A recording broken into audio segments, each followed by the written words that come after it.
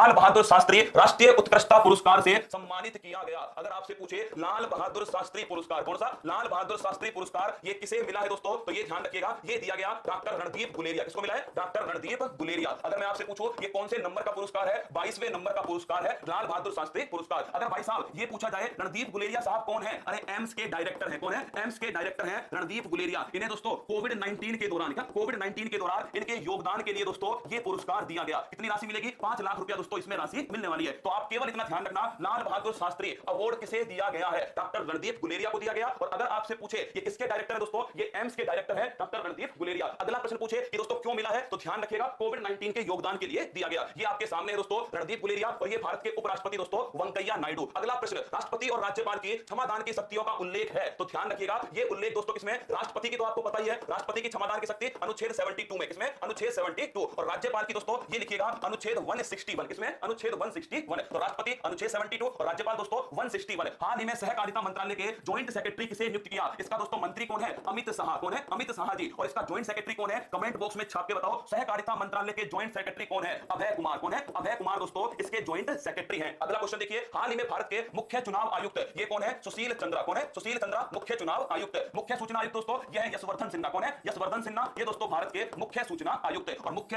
सतर्कता आयुक्त कौन है? यह है सुरेश पटेल। कौन है? सुरेश पटेल दोस्तों ये भारत के सीवीसी कौन है? Central vigilance commissioner. तीनों की तीनों नाम ध्यान रखिएगा, पेपर के हिसाब से अति महत्वपूर्ण है। मुख्य चुनाव आयुक्त सुशील चंद्रा है, मुख्य सूचना आयुक्त यशवर्धन सिन्हा है और मुख्य दोस्तों सतर्कता आयुक्त कौन है? सुरेश पटेल वर्तमान में है। अगला प्रश्न, हाल ही में किस राज्य की करूपर कलमकारी पेंटिंग और कल्ला कुरेची लकड़ी की नक्काशी को भौगोलिक संकेतक टैग प्रदान किया गया? अगर आपसे पूछे किसे दिया गया, तो देखिएगा दोस्तों ये ध्यान रखना आपको, पहली बात तो जीआई टैग का सीजन चल रहा है। हां जीआई टैग का सीजन है दोस्तों करूपर कलमकारी पेंटिंग का। करूपर कलमकारी पेंटिंग पहला पॉइंट तो ये हो गया। दूसरा पॉइंट देखिएगा दोस्तों इसी के साथ में किसको मिला है? एक दोस्तों लकड़ी की नक्काशी। किसे मिला है? लकड़ी की नक्काशी। इन दोनों को दोस्तों क्या मिला है? जीआई टैग मिला है। पहली बात तो किस राज्य को मिला है, तो उस राज्य का नाम लिखना तमिलनाडु है। क्या है? तमिलनाडु है। इन्हें दोस्तों जीआई टैग दिया गया है तमिलनाडु को। अगला क्वेश्चन है ये कलमकारी पेंटिंग का संबंध क्या है? सूती कपड़े पर। क्या सूती कपड़े पर दोस्तों जो पेंटिंग है उसे कहते हैं कलमकारी पेंटिंग। पहले फोटो देखिए, ये तो दोस्तों कलमकारी पेंटिंग है और ये देखो ये दोस्तों लकड़ी पर क्या है? नक्काशी है। क्या लकड़ी पर नक्काशी आपके सामने है। इन दोनों को ही जीआई टैग किसको मिला है? इन दोनों का जीआई टैग दोस्तों तमिलनाडु को दिया गया। किसको? तमिलनाडु को। ध्यान रखना करूपर कलमकारी पेंटिंग किस पर होती है? सूती कपड़े पर होती है। और लकड़ी की नक्काशी दोनों का संबंध दोस्तों किससे है? तमिलनाडु से। तमिलनाडु का जीआई टैग है। कुछ दिनों पहले ही तमिलनाडु में कन्याकुमारी का, कन्याकुमारी को दोस्तों क्या मिला था? लौंग का जीआई टैग। किसका? लौंग का जीआई टैग कन्याकुमारी को दोस्तों दिया गया। और जीआई टैग की बात करूं तो भौगोलिक संकेतक सूचकांक अधिनियम कौन सा है? 1999 का। लागू कब से हुआ दोस्तों? 2003 से लागू हुआ। कितने वर्ष के लिए होता है? 10 वर्ष के लिए होता है। और पेटेंट कितने वर्ष के लिए होता है? पेटेंट दोस्तों 20 वर्ष के लिए। कितने? 20 वर्ष के लिए। ध्यान रखिएगा जीआई टैग ये दोस्तों 10 वर्ष के लिए और पेटेंट कितने वर्ष के लिए? ये दोस्तों 20 वर्ष के लिए। और इनका संबंध किससे है? तमिलनाडु से दोस्तों इनका संबंध है। पेंटिंग का और लकड़ी की नक्काशी का दोनों आपके सामने। अगर पूछे सोजत की मेहंदी दोस्तों ये राजस्थान पाली का, राजस्थान पाली सोजत की मेहंदी का जीआई टैग। हाथी मिर्च दोस्तों अगर हाथी मिर्च पूछे या संतरा पूछे या काला चावल पूछे, क्या पूछे? काला चावल दोस्तों तीनों का जीआई टैग किसके पास है? मणिपुर के पास। किसके पास है? मणिपुर के पास। अगर पूछे आपसे सफेद प्याज तो नोट करना सफेद प्याज का दोस्तों और वाड़ा चावल किसका? वाड़ा चावल इनका जीआई टैग किसको मिला है? महाराष्ट्र को मिला है। किसको मिला है? महाराष्ट्र को मिला है। और लौंग का जीआई टैग ये मिला दोस्तों कन्याकुमारी तमिलनाडु। किसको? कन्याकुमारी तमिलनाडु लौंग का जीआई टैग। और पहला जीआई टैग किसको मिला है? दार्जिलिंग की चाय। किसको मिला है? दार्जिलिंग की चाय को सन 2004 में। और ये दोस्तों कहां स्थित है? पश्चिम बंगाल के अंदर स्थित है पहला जीआई टैग। इन सभी को ध्यान रखना, लेटेस्ट जीआई टैग है। सीधा पेपर में आएगा मैच द फॉलोइंग, ये नाम लिख देगा सामने दोस्तों राज्य के नाम लिख देगा। अगला क्वेश्चन है सैयद मुश्ताक अली ट्रॉफी का विजेता कौन है? पहली बात तो इसका संबंध किस खेल से है? क्रिकेट से। अगर पूछे इसका विजेता कौन है? तमिलनाडु दोस्तों इसका विजेता है। कौन है? तमिलनाडु। तो ध्यान रखिएगा सैयद मुश्ताक अली ट्रॉफी तमिलनाडु ने जीती है। दिनेश कार्तिक दोस्तों इसके कप्तान थे। क्या थे? दिनेश कार्तिक कप्तान। अगला क्वेश्चन तमिलनाडु के नए मुख्यमंत्री कौन है? स्टालिन दोस्तों नए मुख्यमंत्री है। पार्टी का नाम है द्रविड़ मुनेत्र कड़कम। और वेटलैंड ये अच्छा प्रश्न है, वेटलैंड संरक्षण और प्रबंधन केंद्र कहां स्थापित किया गया? चेन्नई के अंदर दोस्तों। चेन्नई कहां पर? तमिलनाडु में वेटलैंड संरक्षण और प्रबंधन केंद्र स्थापित किया गया। और भारत में वेटलैंड की संख्या कितनी है? आर्द्र भूमि दोस्तों भारत में टोटल वर्तमान में 46 है। क्या अगर आपसे पूछे आर्द्र भूमि या मैं कह दूं दोस्तों रामसर साइट, क्या रामसर साइट है? तो ध्यान रखिएगा वर्तमान में 46 दोस्तों भारत के अंदर रामसर साइट है। इसे ही दोस्तों क्या कहते हैं? इसे ही आर्द्र भूमि कहते हैं। ध्यान रखिएगा वेटलैंड संरक्षण और प्रबंधन केंद्र चेन्नई तमिलनाडु के अंदर स्थित है। अगला प्रश्न 12 अक्टूबर 2021 को किस राज्य ने सीएम द हैसी? अगर तुम्हें थोड़ा बहुत भी मेरे ऊपर विश्वास है ना तो ये राज्य जो मैं आपके सामने लिख रहा हूं इसे ढंग से छापना कि तुम्हारे पेपर में छपने वाला है दोस्तों मणिपुर राज्य। कौन सा? मणिपुर। मैं आज ही कह रहा हूं आपसे इसे ढंग से लिखना सीएम द हैसी का। सीएम द हैसी पहली बात तो इसका अर्थ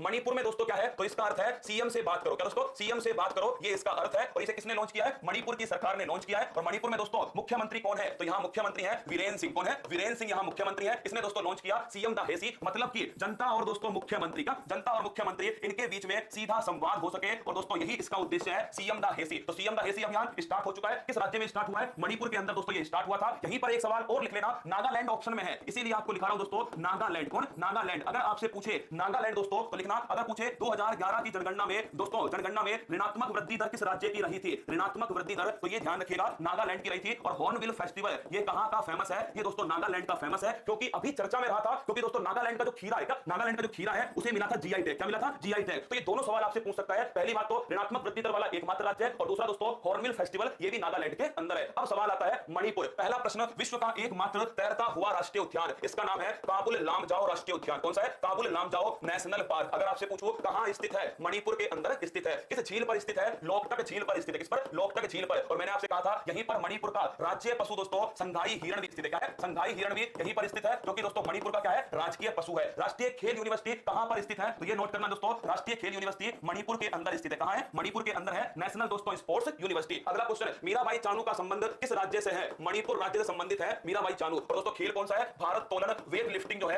ये इनका खेल है, और इसी खेल में दोस्तों इन्होंने क्या जीता है? इन्होंने अभी हाल ही में सिल्वर मेडल जीता है। कौन सा? Silver medal. कमेंट बॉक्स में छाप के बताओ कि मीराबाई चानू ने कौन सी कैटेगरी में सिल्वर मेडल जीता है। छापो कमेंट बॉक्स में, कौन सी कैटेगरी में सिल्वर मेडल जीता मीराबाई चानू ने। एमसी मैरी कॉम, इनका संबंध किस खेल से है? तो नोट करना दोस्तों, एमसी मैरी कॉम का संबंध है बॉक्सिंग। किससे? बॉक्सिंग से है। और अगर आपसे पूछे कि एमसी मैरी कॉम दोस्तों नोट करना 2016 का 2012 का लंदन ओलंपिक में, किसमें? 2012 के लंदन ओलंपिक में इन्होंने दोस्तों ब्रॉन्ज मेडल जीता, कांस्य पदक जीता। कब जीता? 2012 के लंदन ओलंपिक। सिल्वर मेडल तो जीता इन्होंने, पर समस्या देखिए, आपको इतना पता है सिल्वर मेडल कैटेगरी ध्यान रखना 49 किलोग्राम। कौन सी है? 49 किलोग्राम। और मेरी जान अगर आपसे पूछे कितना वजन उठाया? 202। ये भी ध्यान रखना कितना वजन इन्होंने उठाया है, तो वजन उठाया दोस्तों 202 किलोग्राम। कैटेगरी कौन सी है? 49 किलोग्राम। वजन कितना उठाया? 202 किलोग्राम। किसने दोस्तों? मीराबाई चानू ने। 12 अक्टूबर 2021 को प्रधानमंत्री नरेंद्र मोदी ने अफगानिस्तान पर G20 विशेष शिखर सम्मेलन में हिस्सा लिया। इसकी अध्यक्षता किस देश ने की है? देखिए दोस्तों G20 का 2021 में कोई भी सम्मेलन हो, इसकी अध्यक्षता कौन करेगा? इटली करेगा। पहली बात तो मेरी समझना, G20 की 2021 में चाहे संस्कृति मंत्री बैठ जाए, चाहे वित्त मंत्री बैठ जाए, कोई भी बैठ जाए, माय डियर रसूलुल्लाह, सभी का पूछे आपसे अध्यक्षता कौन करेगा? इटली ही करेगा। जैसे ब्रिक्स की बात करूं, क्या जैसे मान ले दोस्तों ब्रिक्स की बात करें तो भी ध्यान रखना